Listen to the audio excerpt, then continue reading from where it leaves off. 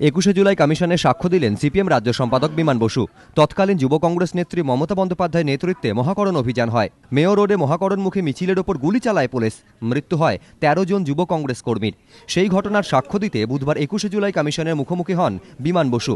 কমিশনের সামনে 1993 সালের 21শে জুলাইয়ের ঘটনার সবিস্তার বিবরণ দেন বিমান বসু। তার দাবি, ওই দিন বিক্ষোভকারীরা বোমা, চপার, ইট নিয়ে মহাকরণ দখল করতে যাচ্ছিল।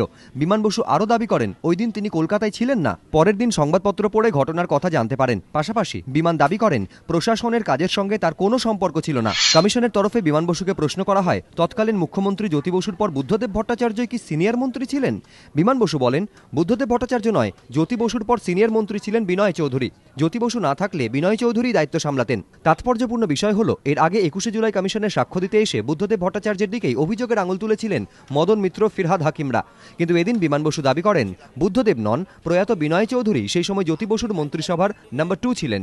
ঘটনার পরের দিন 24শে জুলাই একটি সংবাদপত্রে প্রকাশিত খবর উদ্ধৃত করে কমিশনের তরফে বলা হয়, ঘটনাকে নিন্দনীয় বলে আখ্যা দিয়েছিলেন বিমান বসু।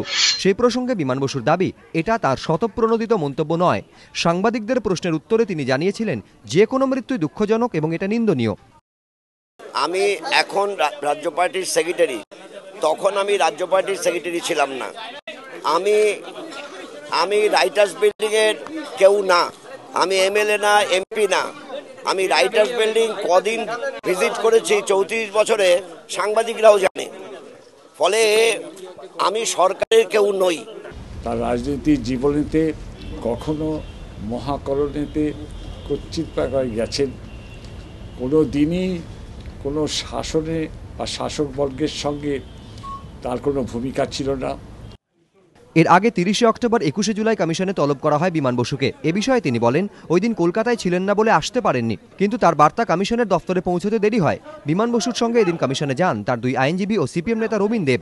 সমিত সেনগুপ্ত, এবিপি আনন্দ, কলকাতা।